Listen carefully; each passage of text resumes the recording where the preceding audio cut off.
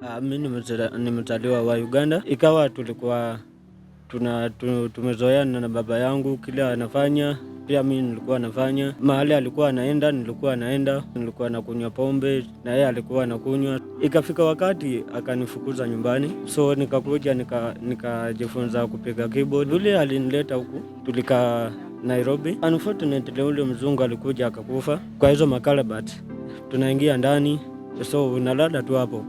Nikawa hapo karibu miaka kama 2 nikuwa kwa street. Mapolisi wanakuja wanatufurushwa, so tunatoroka tunaenda, lakini wakienda tutarudi tu.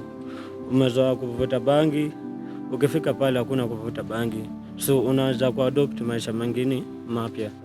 Rafiki yangu tulikuwa tunasomana yeye, but alikuwa anaenda church, so ndiye akaniambia siku moja sinikualike church yetu ukuje. Mimi nimetoka tu huko Uganda, anijui je ni Mkikuyu, so na amenichukua kama ndugu yake, tunaishi pamoja.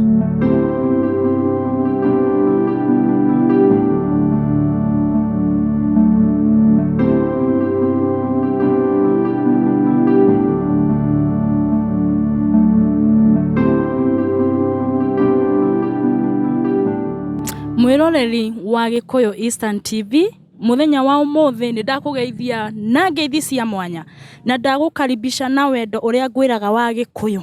Ino ni nyumba ya Mumbi na umuthi ni muthenya wa mwanya muno wina Faith Njeri wa Irimũ haha, tondu muthenya wa umuthi ni muthenya special. Twikaga show citu muno na Gikuyu, no tondu ni tugire ni tureheaga andu kamweke makearia. Tutirecaguraga moka no nginya tukamahe kamweke nigetha nao makearia makahona ngoro ciao, to tugire kwearia ni kuhona. Na umuthi ndina timo Gikuyu, in fact ni mo Uganda, na ningumwe kamweke egutwariri na Githweri na twitikire tondu ni mundu witu. Na thaa ici kwanza turaria hindi ria twika undu-ini gaka ga githurano, twiritwo tukendana.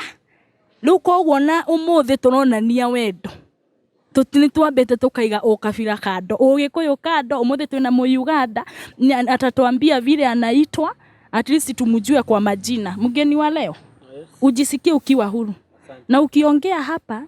Mimi ni rafiki yako, nataka ujisikie ukiwa huru. Utuambie unaitwa nani, ndiye ule mtu anakutazama Gikuyu Eastern TV akujue vizuri. Karibu. Kwa majina naitwa Moses Okumu. Mimi nimezaliwa wa Uganda na nilikuwa na wazazi tu kama wale wengine, kama hao binadamu wengine, but hali ya dunia ikanifikia tu kama hiyo tu kama ya kawaida tu. So ikawa tulikuwa tumezoeana na baba yangu, kila anafanya pia mimi nilikuwa nafanya. Mahali alikuwa anaenda nilikuwa naenda, of course nilikuwa nakunywa pombe na yeye alikuwa anakunywa, so tulikuwa tunashare tu maisha kawaida. So ikafika wakati nikaona hizi vitu sifai kufanya, juu nimekuwa at least nimeanza kujielewa, so sikuwa na otherwise, so nilikuwa nijichagulie njia yangu, either yenye ya kunipoteza ama yenye itanisaidia. Nikaamua niokoke, but wakati niliokoka hivyo ndio mzazi wangu hakupenda, so baba yangu akaniambia nirudi Catholic. Mimi mwenyewe nikakataa.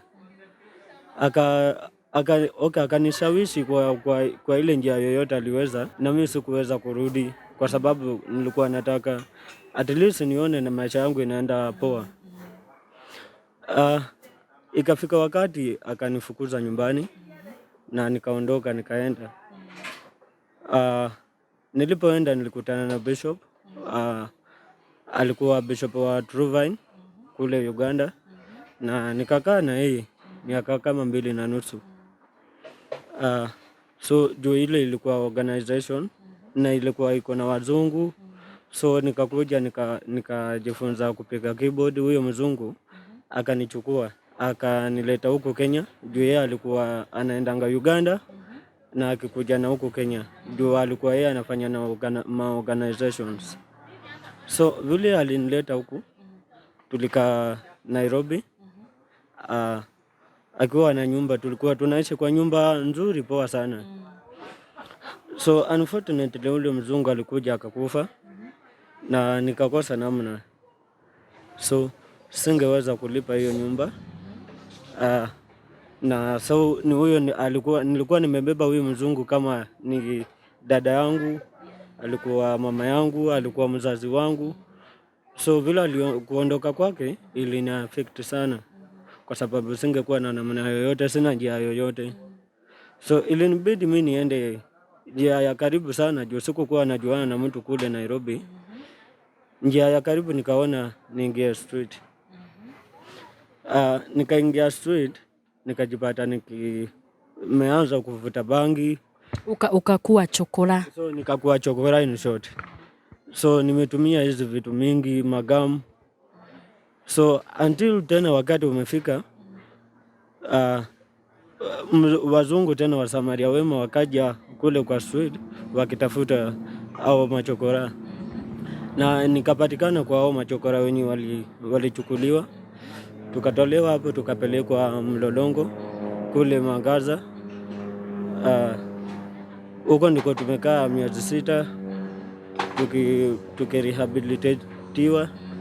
Ndio nikatoka hapo nikapelekwa children's home. So nimekaa children's home huko Ruthegiti, Karai children's home. So ndio nimekuwa maisha yangu imekuwa tu huko, hata mpaka saa hii naishi tu huko. Hata sasa unakaa huko? Hata saa hii nilikuwa nakaa huko, but mchungaji Pastor Steve akakuja akanichukua, so tukaanza kuishi na yeye.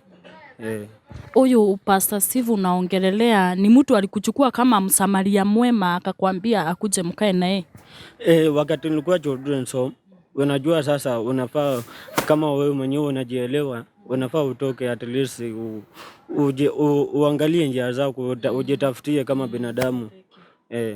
So ndio nikachukua hiyo hatua, nikaona juu nimekuwa mzima, acha niende nione vile naweza tafuta njia zangu. So hivyo ndio tulikutana na Pastor Steve na nikamwambia story yangu. Akaniambia naweza ishi na yeye before nipate ile njia nyingine. Na nikurudishe pale nyuma, umesema ulifukuzwa na baba.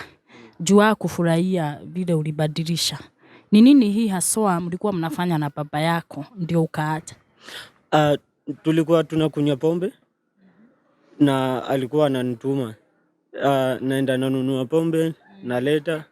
So tukienda disco usiku tunaenda na yeye, kwa sababu tulikuwa tunaenda madisco. So tukienda tunauza huko kwa disco pombe na sisi tunakunywa. So tunatoka tukiwa tumelewa, tunarudi nyumbani. So unaniambia mlikuwa mnafanya biashara ya kuuza pombe na baba. Na wakati ulikataa akakasirika? Wakati nilikataa juu sasa kwa mandugu zangu ni mimi nilikuwa nimekubali kufanya na hiyo biashara, juu hao wengine hawakuwa wamejiingiza sana kwa hiyo kazi. Yes. Na nikuulize swali turudi pahali pengine. Wakati ulijipata ukiwa chokora, nataka kuelewa vizuri. Kuna challenge zenye ulipata huko? Juu kama ziko uelezee watu at least ndio wajue. Ndio, challenges nilipata nikiwa chokora ni challenges kama kulala njaa. Wakati unatafuta chakula saa zingine lazima uende kwa rubbish pit ama dustbin huko. So huko ndiko unatafuta chakula ya kukula. Na ukikosa, unless upate tu mtu anaweza kukusaidia, angalau akupee hata kama ni 100, na hautakula peke yako hiyo 100. Juu of course mko na wengine, so mtashare tu hiyo chakula. So si ile chakula tu inaweza unaweza kula usikie umeridhika. Challenge nyingine ni ya kwamba mahali pa kulala, tulikuwa tulalala kwa hizi container. Tunaenda kwa mitaro hizi huku kwa mitaro za nini kwa barabara, kwa hizo makalabat tunaingia ndani, so unalala tu hapo.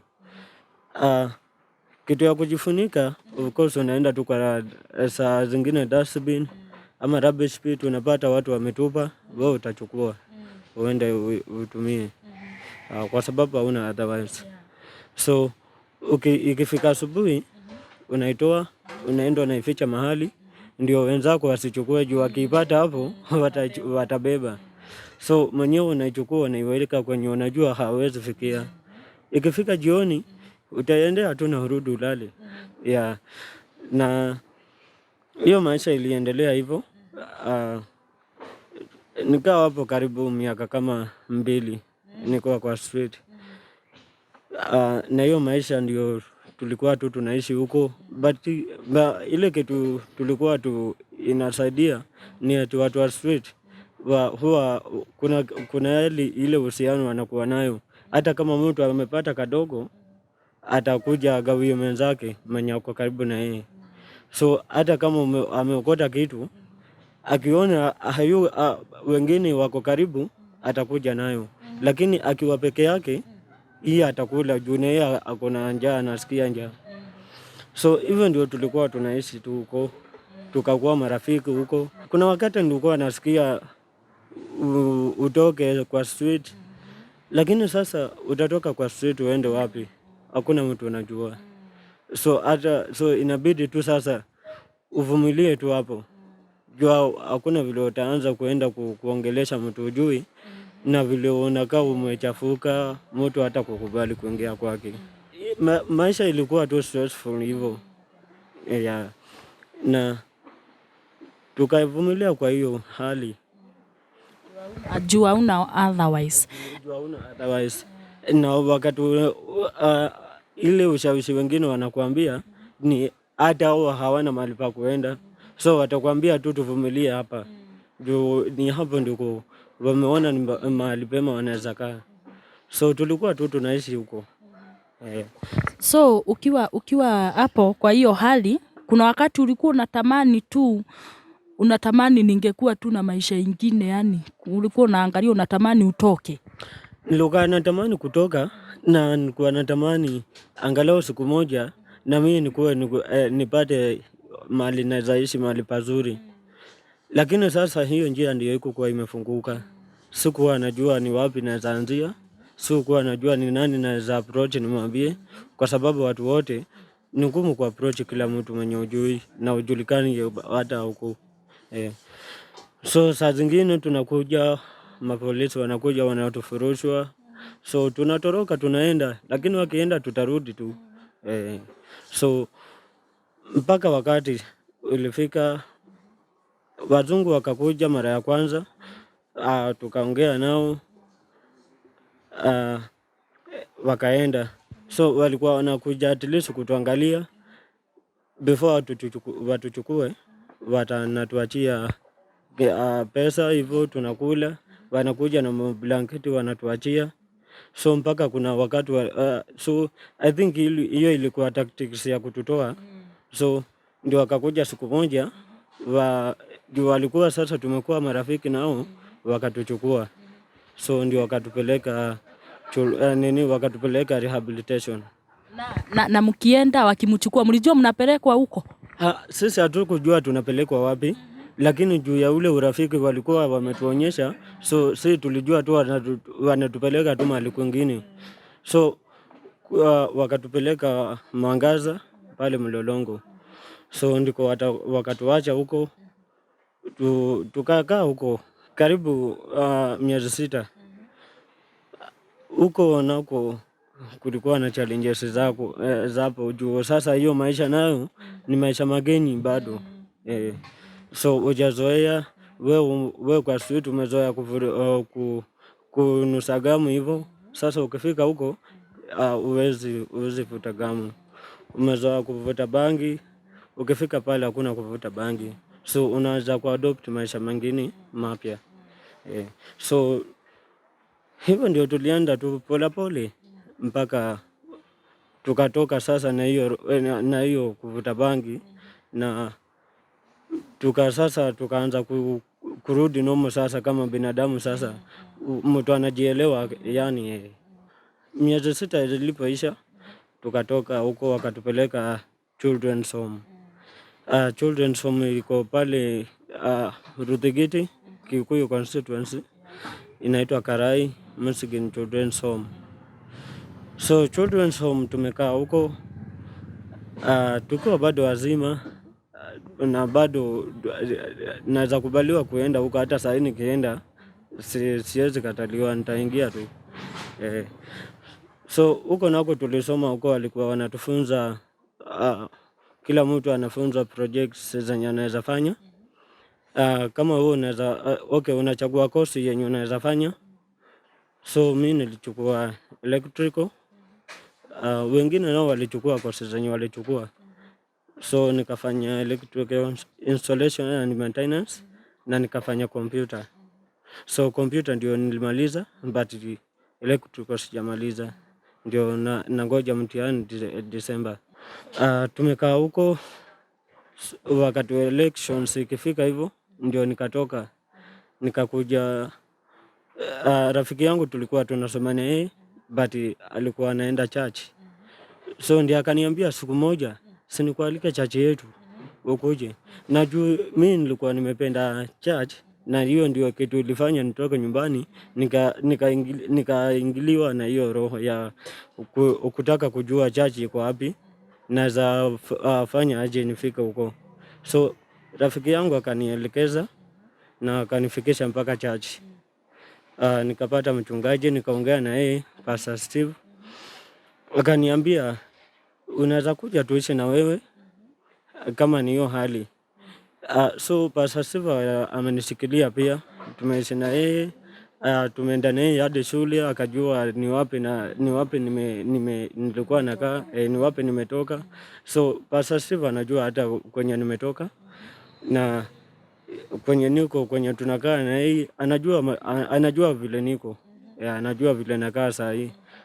So kwenye nimetoka, si rahisi, lakini ni mtu tu kujijua na kujielewa. Bora ujue ni nini iko mbele yako na ujue ni nini unahitaji, haswa Mungu akiwa mbele. Kwa sababu mimi sikuwa najua kama siku moja nitaacha kukunywa bangi ama nitaacha kuvuta sigara na pombe. Hiyo ni kitu haikuwa kwa akili, but vile ilikuja hata siwezi jua vile actually nilikuja kuacha, siwezi jua, lakini ni kitu tu sikuwa imagine kwa maisha yangu naweza acha. Na wakati kuna pahali umesema ulikuwa na mzazi, Yes. Baba na mama alikuwa na wakati ulitoka huko washa kujaribu kukutafuta, aidha wakataka kujua uko wapi ama unaendelea? Ni mama yangu ananipigia, ananitafutanga, lakini baba yangu ana shughuli na mimi. Hajawahi hata sijawahi sikia ameniulizia ama ameuliza mtoto wake kwenye yako. Lakini mama yangu tunaongeanga na yeye. Saa zingine ananitumia pesa na natumia. Lakini baba yangu yeye hajawahi shughulika na mimi. Mambo yako najua ni mzito sana. Najua wenye wanasikiza wataona hii maneno, especially youth, utakuwa unawasaidia sana, but kuna watu wanaenda hapa wanaanza kukunywa bangi hivyo tu kimuchezo. Wewe ulikunywa jua huku na otherwise. Unaweza wapapanulia vizuri wakati ulikuwa rehab ndio wajue. Najuanga mtu akienda rehab kuna zile feelings anasikianga. Ujaribu kuwaexplainia vile ulikuwa unasikia ndio wakati ulipata ukunywe hizi vitu. Unaweza jaribu kuelezea kitu kama hiyo ndio wajue. Ndio mtu akijaribu kufikiria kukunywa unaweza kuwa umemsaidia. Ukiwa rehabilitation, ukienda kuacha hizo, kuna feelings zinakuja, unasikia unataka kuvuta, unasikia tu kuna kiu ya kukunywa pombe, ya kunusa gamu, lakini sasa hizo vitu hazipatikani. So ile yuko ni kuvumilia, na yani huko kuna activities mingi, unajikeep busy hivyo. Unaenda unalima, unaenda unacheza, yani kuna huko michezo mingi unaweza fanya, yani kujisahaulisha tu. So Unaweza advice aje mtu youth wenye wako pale, mtu anaweza kuwa anacheza na maisha hivi, unaweza mwambia nini kuhusu hizi vitu? Hii maisha ni ngumu, na hii maisha ni mtu kujijua yeye mwenyewe, na ni mtu tu yani kuamua ni step gani anaweza chukua, na ukijua maisha yako mbele yako ndio unaweza ona hizi vitu hazikusaidii, kwa sababu mbele ya mtu hakuna. Hata ukiangalia saa hii kwa nini yenye tuko ile wakati tuko, ni ngumu sana kupata mzee anatumia pombe na anatumia sigara akiwa hai, mzee amefikisha 70 years. Lakini ukitaka, juu sisi wote tunataka kuishi na tuone vizazi vyetu, so ni hizo tu vitu unaachana tu nazo. Nasema unaangalia tu maisha yako, kwa sababu hakuna vile utatamani kuendesha gari na una hata baiskeli. So hakuna vile utataka kukaa maisha mazuri upate pesa na pombe umeweka mbele pombe, na umeweka mbele sigara, umeweka mbele bangi, kwa sababu pesa zote zenye utapata zitakuja. Instead upange vitu zingine, utakuwa unazipangia bangi. So ni kujua kupanga kwanza, ni kukuwa na maono yenye unataka kuwa nayo. So uone mimi nataka kuwa mtu fulani, lakini before nifikie hapo kuna vitu nafaa kukata kwa maisha yangu. So maono ni kitu ya maana, na ndio inaweza kukusaidia kuacha hizo vitu zingine, ndio ufocus na maono yako yenye uko nayo. Ile kitu ingine ni kumwamini tu Mungu, kwa sababu ni Mungu anaweza yote na ni Mungu anaokoanga. So ukiamini Mungu na umpatie maisha yako, haswa Mungu aweza akakuachilia mtu, kwa sababu alituumba kwa mfano yake. Yeah. We iragwo haria iteagwo tiho igwaga, tondu mundu akiuma Uganda agoka Kenya eciritie ena mundu, acokaga mundu ucio agacoka Ngai akamuoya akehera, agekora ni atuika chukura, agacoka agekora ni atuika nginya wa kunyua bangi, wa kuhuthira indo ingi. Thaici uria ndirathikiriria uhoro wa mwanake uyu ni ati Ngai ni ekaga maundu manene, na ati Ngai ni ahonokagia aria endeire, tondu ni okire Kenya na agikorana na mundu mwega ucio areta Pastor Steve. Na nikuulize sasa, nimetaja huyo mtumishi wa Mungu, huyu Pastor Steve, ulimupea story yako na siku moja na akakuchukua, ama alikuwa amekujua kwa siku kadhaa? Sikumpea kwa story kwa siku moja akanichukua. Okay, hiyo story nilimpea. Na nikikuja kanisa, sikukuja mara ya kwanza ndio nikampea story. Nilikuja nikashiriki na yeye. So ile harakati ya kuniuliza kwenye nimetoka, jua after kujua nimetoka Uganda, ndio nilimwambia mimi nimetoka Uganda. So ile kutaka kujua ni wapi nimetoka, ndio nikakuja nikamwambia hiyo story. So ndio naye akakuja akaniambia, instead ya kuwa nishinde children's home naishi huko sina kitu ya kufanya, nikiweza pata kitu ya kufanya huko nje inaweza nisaidia sana. So akaniambia ile kitu ya kwanza, before nipate mali nyumba ama nipate vile kazi naweza fanya, naweza ishi kwake, but nikiangalia huko nje vile kunakaa, vile naweza pata kazi. Na ni kazi gani hii unaweza taka kufanya? Unajua wenye wanakuangalia, kuna watu wako pale wa msamaria mwema, anaweza sikiza story yako na imuguze sana.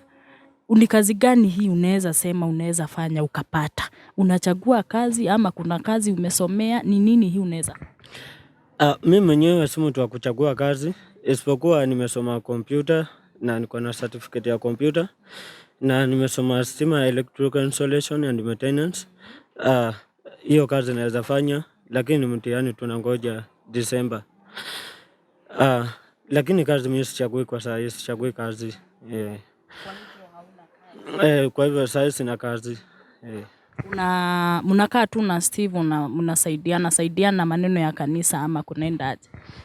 Tunasaidiana tu huko kanisa, kwa sababu vile nimekuambia mwanzo, ni kuokoka kulinitoa nyumbani, just nilikuwa nimeokoka. So hata sijataka nikose njia zangu zenye zilifanya nipitie hizo mashida, hizo ndio siwezitaka kuacha. So ni ile kazi ya Mungu tu naifanya kwa ajili yangu mimi mwenyewe, kwa sababu mimi niliamua na nikaamua nitamfuata Mungu.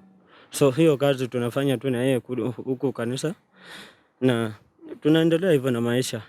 Yeah. Na unarudigi huko children's home saa zingine? Huko naendanga saa yenye nataka. Hata nikisikia tu nitoke hapa saa hii niende, nitaenda na nitapokelewa. So huko naendanga anytime, yani ile wakati tu nataka. Yeah. Ndio wamekusomesha? Ndio wamenisomesha. Hizo course 2 ndio wamenisomesha. Lakini mimi kusoma kwangu nimesomea tu Uganda. Lakini sasa hii course ndio au wenyewe wamenisomesha. Asante sana, nashukuru sana kwa kukuja hapa kukubali kupeana hii story. Juu najua youth wanapitia mambo mingi sana. Na ile kitu imenifurahisha ni kuwa huyu unasema Pastor Steve alitumiwa na Mungu akusaidie. Unaweza sema nini? Unaweza angalia hii kamera nini uambie huo Pastor Steve, ama unaweza mshukuru aje? Ile sina kama mimi sina shukrani, sina kitu naweza chukua mimi kama mimi nimpatie kwa umbali amenitoa. Lakini kile naweza sema ni mahali kwenye yako, na hata kama ananisikiza, Mungu kwenye yako ni yeye anajua tu kwenye amenitoa na ni yeye alimtumia. So Mungu ambariki na mpanulie mpaka zake, kwa sababu si kawaida mtu kusaidia mtu ajui. Mimi nimetoka tu huko Uganda, anijui. Je, ni Mkikuyu. So na amenichukua kama ndugu yake, tunaishi pamoja. So ni kitu huwezi imagine. Na nikitumia siwezi sema niko na shukrani kutoka kwangu nimpatie, juu hata siwezi mpea hiyo shukrani. So ni Mungu tu mwenyewe ambariki na amzidishie hiyo roho ya ile kusaidia. Ndio kwa sababu kuna vijana wako huko nje wengi wanahitaji usaidizi, ni vile tu hawajasportiwa sasa. Lakini sasa ile roho mchungaji ako nayo ndio nasema azidishiwe kwa ndani yake, ndio wale wengine nao waweze kufika, kwa sababu mimi nimepitia kwa mikono yake, ninajua vile yako. So ni Mungu tu mwenyewe ambariki na mpanulie mpaka zake. Amen and amen. Muthikiriria wa Gikuyu Eastern TV, ona ndauga muhunjia ucio arorathimwo na gukorwo na andu aingi muno uguo arauga me gukorwo na wendi ucio wa kwenda kunyitirira andu na moko magateithia andu. Tunoria ndathoma haha muhunjia uyu arerwo ni Mugikuyu uretwo Pastor Steve na huyu ni Mu-Uganda. So between wewe na Pastor Steve amuna uko, lakini wamemaliza ukabila. Hata mimi nasema Ngai uria urathimaga arathime mutongoria ucio wa Ngai na muongerere ati no erutire kuoya mundu wa nja, tondu ti aingi mangika uguo. Oe mundu wa nja noke amuige gwake na ndamui, tondu rimwe antuka na tukaheo maundu tukona mundu taratuhenia. Nowe ni oire nabathi iyo akiuga ni eguteithi mwanake uyu ate kwenda kumenya aumite ku kana nginya ni waruruka ruriku, nake Ngai wa muoyo uri urathimanaga ri ndakanariganirwo ni muthuri uyu na ciana ciake citikanatangike na family yake. Ni thengio muno muthikiriria wa umuthi. Uhoro wa umuthi ni watuika short muno ni undu turaria tunaongea na Kiswahili. Mungu wa majeshi akubariki na akupanulie mipaka.